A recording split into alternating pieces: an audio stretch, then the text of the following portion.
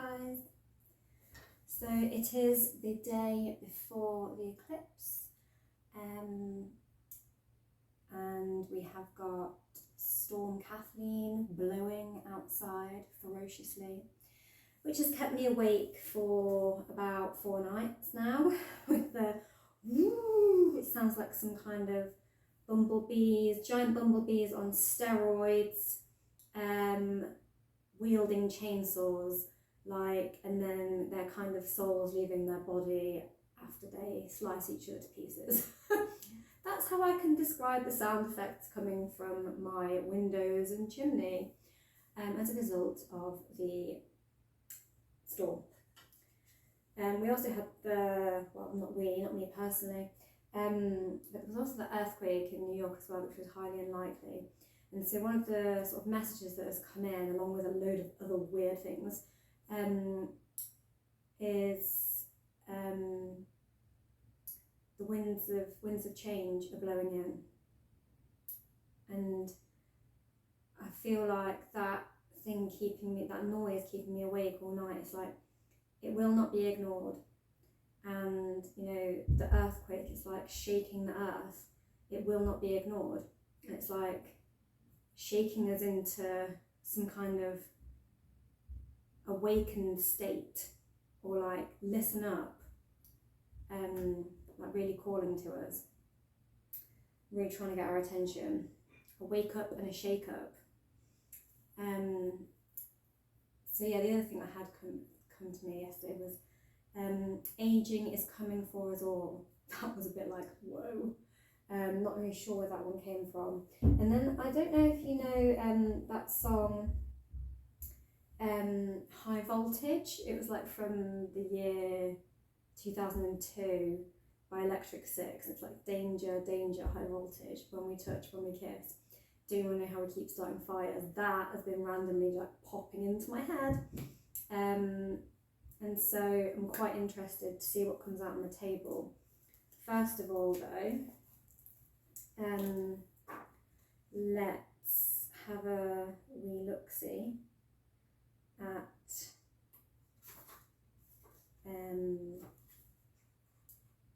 what it says in the book for the solar eclipse in Aries. So here is the page. So it's the Astrology Almanac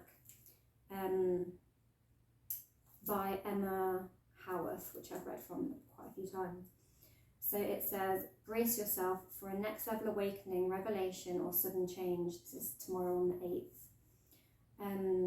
8th of April 2024. I nearly said 2014, maybe that's significant.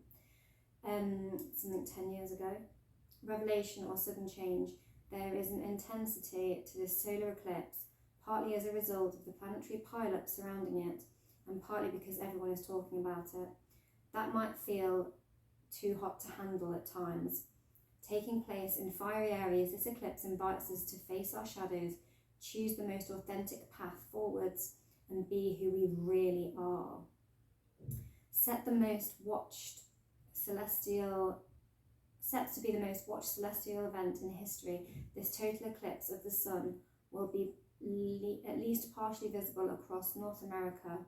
It will be visible in totality in a path populated by over 30 million people, covering the coast of Mexico, Austin, Dallas, Buffalo and Montreal, as well as all over the internet.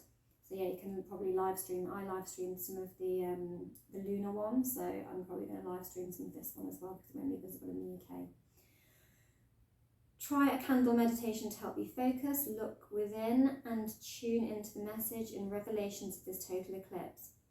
Light a candle, red for passion, white for fresh starts, green for luck or abundance. Try some journaling using the prompt, because I am free to be my true self, and see what comes up for you.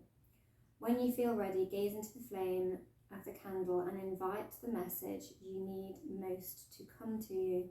Extinguish the candle flame at the moment of the eclipse for extra magic. Woo woo! For extra woo woo, as I like to say. So, yeah. I'm just looking at my notes to see if there's anything else I wanted to write down that I wanted to tell you.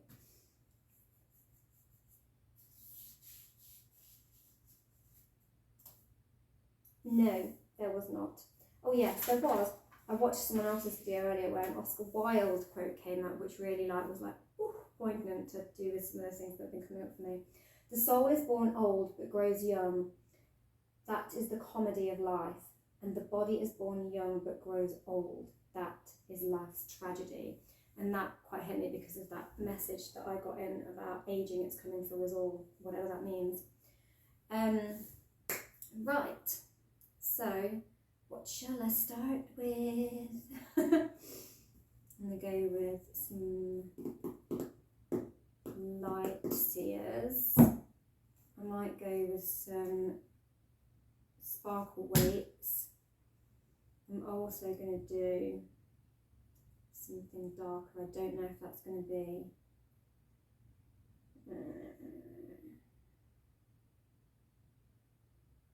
we'll see when we come to it. We'll start with these two. At the end, I'm going to pull some dragon oracles because I'm into like raw fire. Dragon stuff's been coming up for me a lot recently as well. But yeah, we have an entire medley of stuff going on in Aries. And on the 20th, I think I said this in my last video, I think I might have said it was the 25th by accident though. 25th is sort of when we come out of Mercury retrograde. That card wants to come out.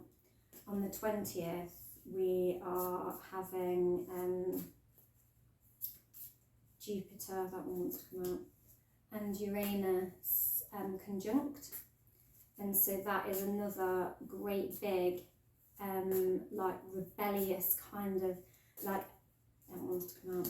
And that one, I feel this one.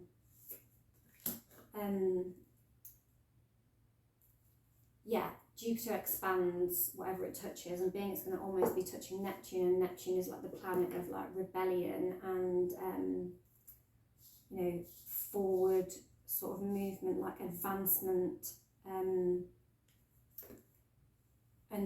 like it likes change and sort of mental advancement, but it can also be quite like mental chess a bit at times.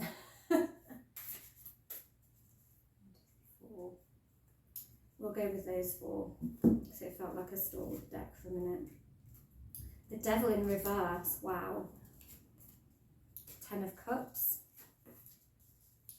the King of Wands, and the Fool. How very poignant are these cards for this particular planetary alignment we've got going on. So the Devil in reverse, he's a very glamorous Devil in reverse, quite fancy this one. Don't know what that says about me. Like a bit of sparkly glitter hair, long hair. But yeah, notice the person tied to his hands down here. It's like the soul. I always see it as like the sort of soul of a person because it's sort of translucent, and it's like tied to his fingers like a puppet, but he's got this glamorous, you know, and like his eyes like look into my eyes in a hypnotic way, and be distracted by the amazing glittery hair and bare torso. Don't look at the manipulated soul down below. But yeah, it's in reverse, so things spilling out, things being released. Sorry, I just want to move the camera a little bit, 1 minute. Is that chopping the top of my head off and it's kind of bothering me? We'll go back a bit and up a bit. And see if we can fit it and move my head in. There we go, that's better. Yes, so what was I saying? Things being released. Release of attachment, release of control, release of people controlling us, freeing our soul. And, you know, the eclipse is about a massive sort of, you know, shadow eclipsing the sun, and passing over it, and obviously the light returns. And so I see this as like as releasing our shadows. And the last reading that I did very much had sort of things about releasing our shadows, going in, delving in them, you know, accepting them, but also like releasing them. And accepting them is, you know, a way through releasing them. And the eclipse is very, very symbolic of this. I am energy, like me first, and what do I truly want? What are my true desires? That don't even know who keeps starting fires. It's my desire. Okay. Then we have the 10 of Cups. Ultimate emotional fulfillment. Can be a little bit daydreamy though. So maybe we need to be realistic, but I feel like that is our, you know, our passion, our emotional passion, and our desire for emotional fulfillment in the soul. Our soul. The cups are like our emotional sort of feelings, and the 10 is a completion. So we want to complete our emotional abundance. And then we have the King of Wands, who is basically, you know, Aries vibes. He's got the lion in the background as well, and the crown. So we have a bit of Leo in there also. But I do see him very much as Mars energy and Aries. And number 1, he's got his big stick of fire. His soul fire is lit, his passion is lit with his big stick, his torch, and he's got the salamander on his red t-shirt. So we've got that root chakra and very heavy Mars energy with that salamander. So yeah, very, very strong power warrior. He's in the upright, which suggests a balanced energy of Mars, but Mars is one of the more malefic planets and can symbolize war and destruction and ego, but it can also represent, you know, our passion, our soul fire, our inspiration, and our creativity. Like the spinal, like they say, you know, the Kundalini energy is like the flame of sort of the spirit and inspiration sitting at the base of the spine, and I can sort of imagine the Kundalini flame energy coming all the way up the spinal column, which is kind of associated with Leo, the spinal column, all the way to the top where it's lit like a crown at the top. So I feel that's very much about, you know, our soul passion rising up and is taking power of what our, taking ownership, taking power and, you know, leadership of our passion, you know, owning it to the point where we're wearing it like a crown. Like, this is me, this is who I am, this is what I want, I'm going to own it, stick it on like a crown. And then we've got the Fool, which is again quite an Aries energy. First card is 0. It's like the nothing card in a way, but it's the very, very beginning of the cycle, and Aries season is the beginning of the new cycle of the zodiac, and that taking the leap into the new cycle, and that kind of energy of I want it, I'm going for it, that bravery, that brave passion that Aries has, like I'm diving in, I'm leaping in, I have the faith, I have the strength, I have the passion, I'm go for it, action time. Very Aries.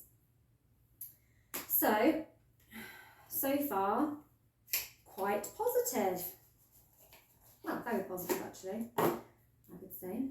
I'm gonna throw some, hello. What's on the bottom?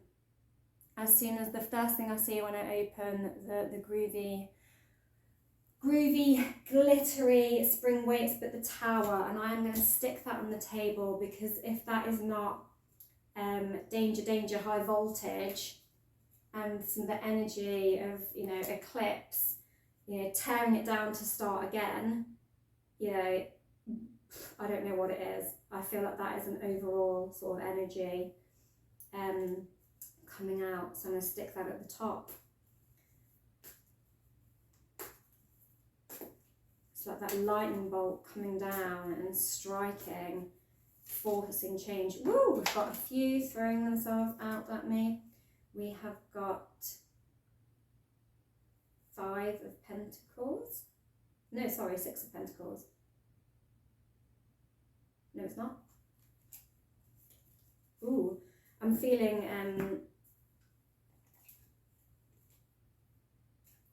and we've got the 7 of Cups in reverse.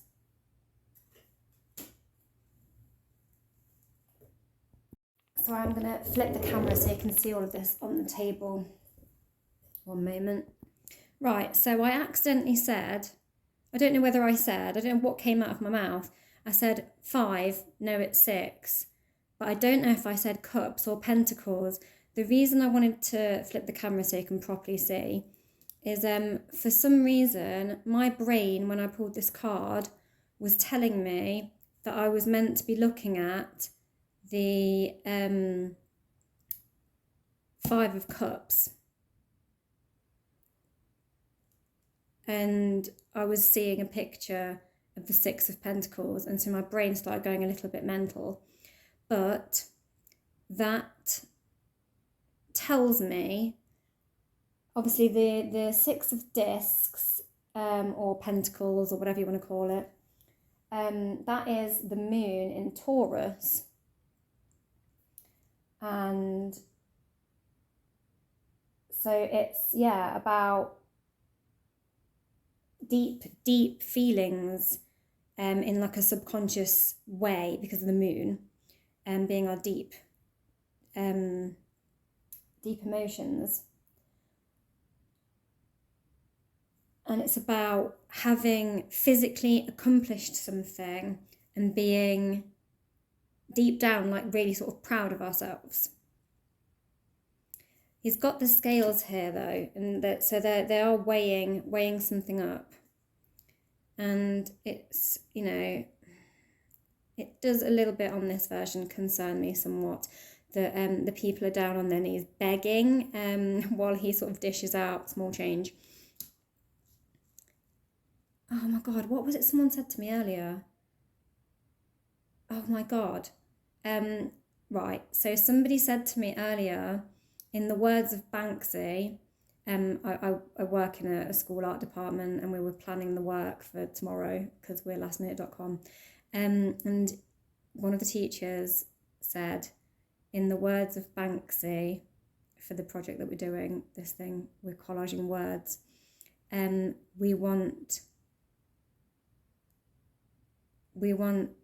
don't want poverty, we want change, we don't want poverty. And like the comparison to small change,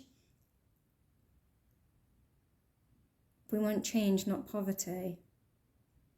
No, we don't want poverty, we want change, that's it. We don't want poverty, we want change. And it's like comparing it to small change that's being handed out. And then to have the 7 of Cups in reverse after it, I feel like that's sort of some sort of not being able to make a decision, and maybe also with this, just maybe something about that feeling sort of overworked, and like we're putting too much effort in, and are we getting out what we're putting in? Is our work reflecting, is the amount of effort reflecting what we're getting in exchange. And that's interesting, that's on top of the devil. And I was talking about release of, you know, being controlled. Are we successful? Are we being shortchanged? Are we balanced in giving and receiving? Emotionally versus what we are getting in our physical payment for it. Like, is it weighing up? And then this Seven of Cups is this sort of like fantasyland, delusional kind of, I can't choose, there's too many good prizes. Oh, I don't know. Oh, I'll go for this one. No, this one. No, that one. No, this one. But in reverse, it's like blocked from being able to make decision. So in the upright, it's more like making decisions kind of too freely and like overindulging in the freedom of all these decisions. And whereas in the reverse, it's like being afraid of making the wrong decision. And I'm actually reading this this Pentacles card in reverse, and that's why I'm not seeing it as this two-way balanced thing. I'm seeing it more as like he's just kind of like, it's meant to be like representing charity, but it's like they look like they're begging. So I think I'm reading that sideways at the very least. And then with that afterwards, and on top of that devil, maybe we want to release ourselves and release ourselves of fear around something to do with money and how much effort we are putting in and getting out, and fear of some sort of loss emotionally or financially, or fear that we cannot have our dream.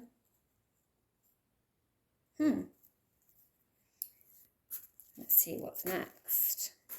Interesting cards. I thought this one. Ooh. So we've got the Nine of Swords in reverse. So the Nine of Swords in the upright is our like it's a fear. You know, it's like being up in the middle of the night, like, oh my God, like worrying about something, which feeds off of all these three. I feel like it's coming off the Devil card and running through here.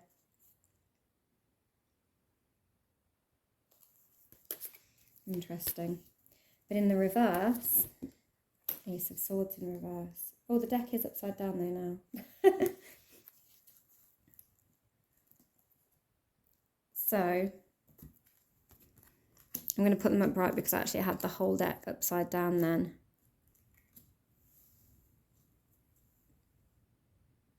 But I feel like everything's topsy-turvy until we reach that breaking point of the actual eclipse. Everything's topsy-turvy, and that's why we're going to get this clarity. And the Ace of Swords is clarity after, you know, this worry.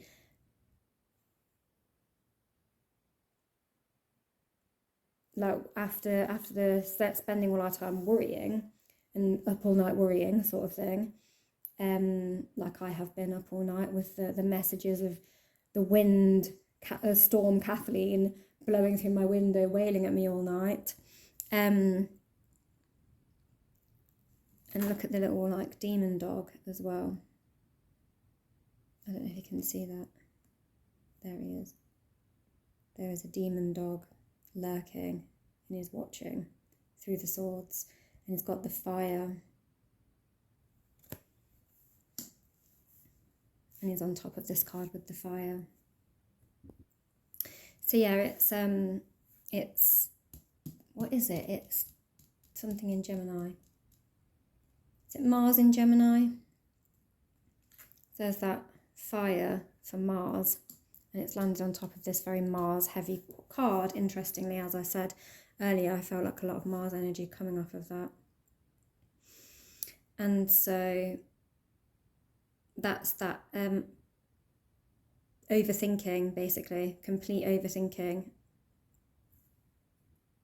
Because Gemini does very much struggle to make up its mind. It's very mercurial. We are in Mercury retrograde, and it will toss and turn things over and over,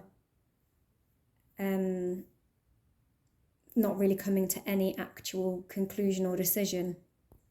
So whether this is in the upright or reverse, it doesn't really make much difference, other than if it were in reverse, it would be, it's all, the swords are always the mind, but when it is in the reverse, the Nine of Swords, it's more deeply felt.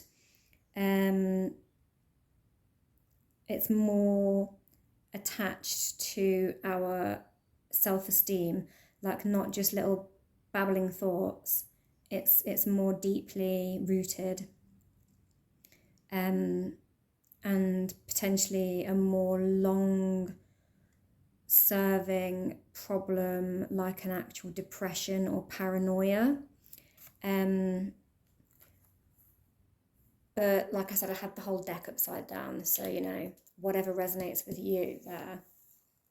But we do come to the Ace of Swords, which is mental clarity. And it was at that point that I did actually realise that I had my entire deck upside down, as you can see. Like they were all, oh, there's one that's not, but pretty much majority were all upside down. Because I had the deck upside down rather than the right way up. Interesting as well that we've got the Nine of Cups flashing itself. So I might just take that now. Because Nine of Cups on top of that, I feel like that's how we can, heal, emotionally heal from it. Like find the rainbow's end, is what I'm getting, to find our mental clarity again.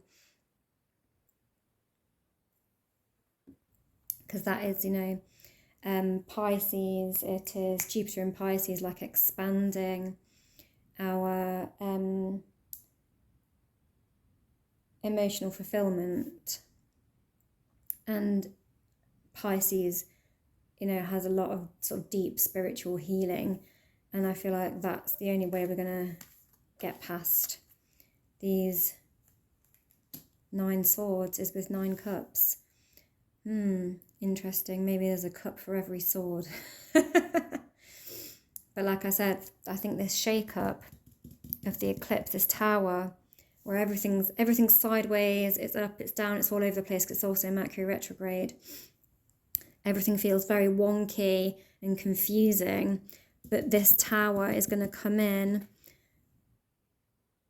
The bolt of lightning is going to hit, and it's going to bring down all the old structures that we have previously identified with, all these fears, these deep-seated past pains, these little quibbles. Notice though that all this top row is major arcana, and these are all minors.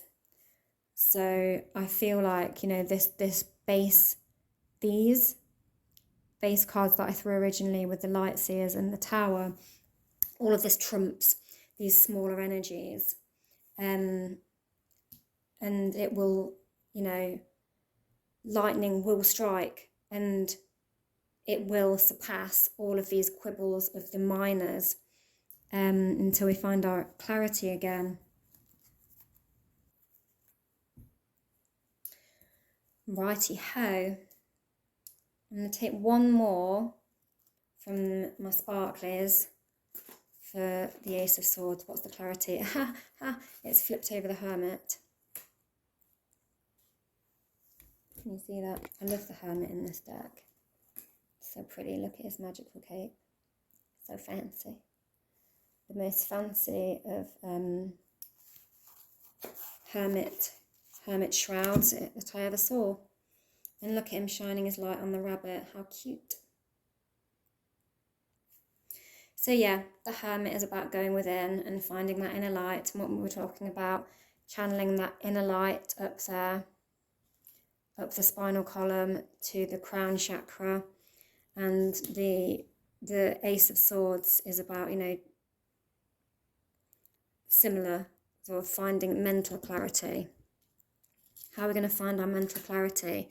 By going within and finding that light, our soul passion, same as what we had here. The soul passion is what's going to also, you know, cut through the BS, essentially. This tower is going to cut through the BS of all of it, which is the eclipse. And that's going to ignite this, this new journey.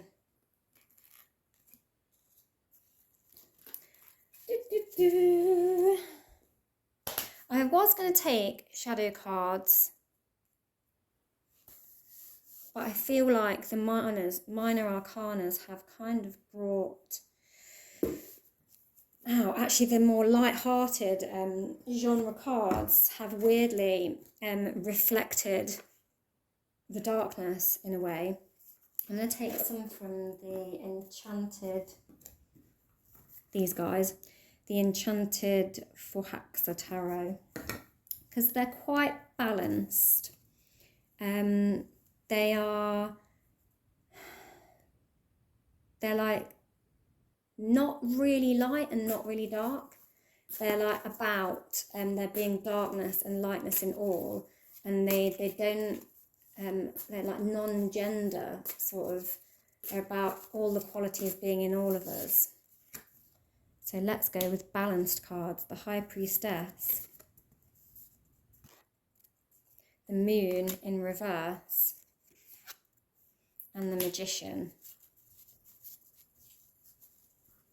I was twisting and turning the Moon because, you know, it's a twisty, turny card.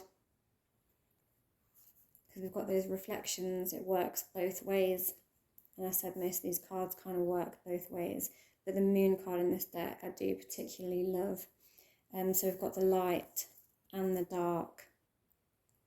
And the Moon is about our deep, deep desires. And it is about bringing things into balance.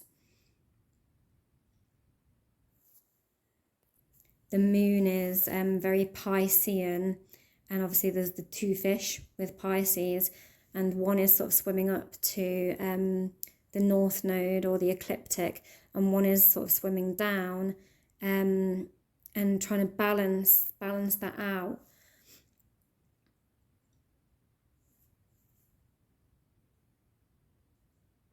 And it's very deeply emotional. The High Priestess, again, is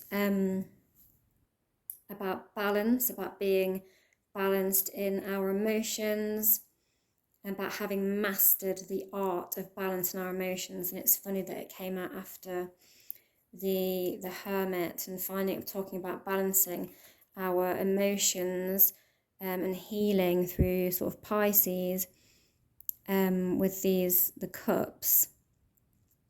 And I was saying like a cup for every sword to balance them out, and through going within we can find our mental clarity. She's got a sword with her there as well, and the Magician on her back that's very prominent there. It should be they, because there are no genders on these cards. And the High Priestess has all of the moon cycles here, and funny that they've showed up next to the Moon card. They are that sort of inner knowing of know thyself. And we were talking at the beginning about, you know, Aries being the I am. But to truly know who I am, you have to go within and find the true self, the real self. Look below the surface. That's what I'm getting with the Moon right here now. And the High Priestess, often they're seen sort of like it's quite linked to the Queen of Cups, who's often looking into a cup and looking at the surface of the reflection of the cup, which is also a card about emotional balance. And the High Priestess often is like with her eyes closed, but has the third eye. She has like a third eye on the head on other cards. Like seeing with the eyes closed, seeing the inner self. And then we've got the Magician, which comes after the Fool. It's the number 1 card. And it's using all of the tools of the minor arcana.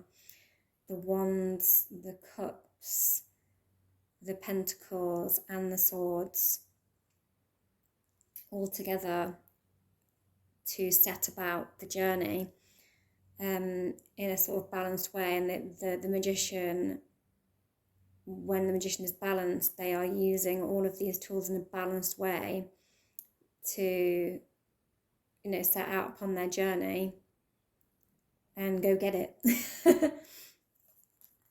Yeah. So let's take a dragon overall. But I feel like this is the Tower, doing the shake-up, breaking it all down, forcing us to go within, reassess, truly come to terms with who we are and what we truly want, so that we can express it. And the eclipse is going to give us the tools that we need to set about a new beginning with the Fool and the Magician. Summarise for me, please, dragons, with your fire. Amiga dragon. Had that one before. Intention. Hold your vision. Birth the higher consciousness. Harness the divine feminine power of creation. Give me one more, please.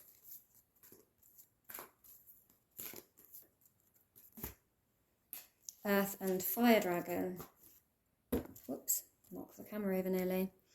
Works with you to clear the 5th dimensional ley lines. It's time for service. When you give, you receive.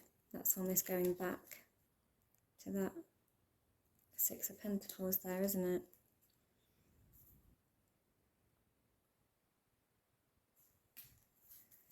One more.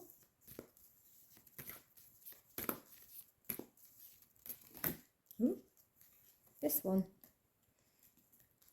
Archangel Gabriel's dragon.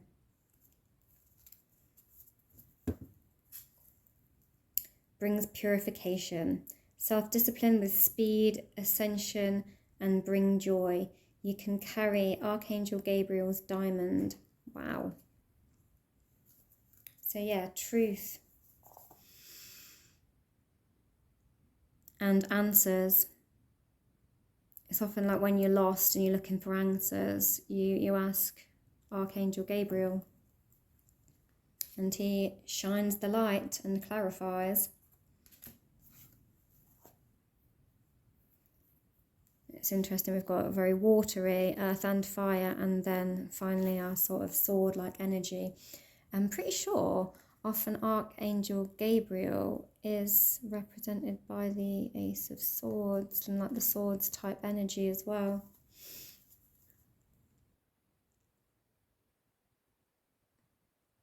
Works with you to clear the 5th dimensional ley lines. So yeah, grounding in and using your fire and your earth in that one. Big stuff, guys, big stuff. I still want one more card. I'm still not satisfied. She's never satisfied. Oh my God, take that's coming to me now, Jesus. Sorry for all of the Lord's name in vain stuff there. One more card. Overall, from the Witches.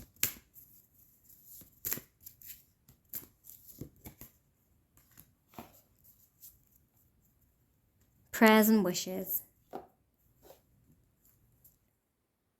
And we've got the very magical looking birdie flying towards the sunset while she looks down the well with leaping kitties in the background. There's a whole chain of birds actually flying off.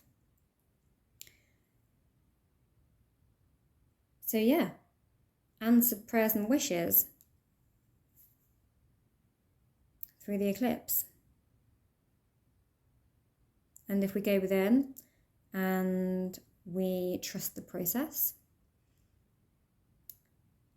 and just allow the tower or the eclipse to take down what it will, we must be ready to surrender and just know that the prayers and wishes will be answered. The good stuff is coming, and we need to not question how or why. We just need to know, and it's going to come to us quite clearly with this sword, the Fool and the Magician, and Archangel Gabriel. So that's the reading, guys.